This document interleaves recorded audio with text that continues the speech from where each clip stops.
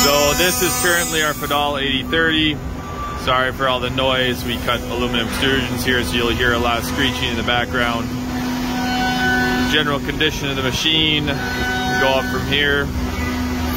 Currently running one of our programs for some of the extrusions that we run. Control works well. We did add at one point in time and we stuck it back in because it kept breaking it off, but we do have inside here a USB port. You just stick your USB stick in, run it from there. It's got extra memory added in. You can see the machine running at this point. Different motion happening. Is currently rigid tapping parts.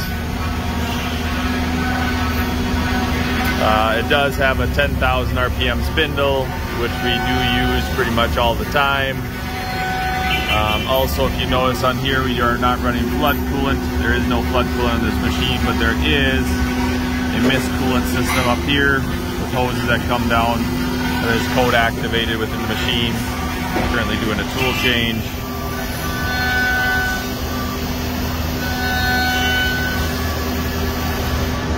And at this point, the program is done for this specific part.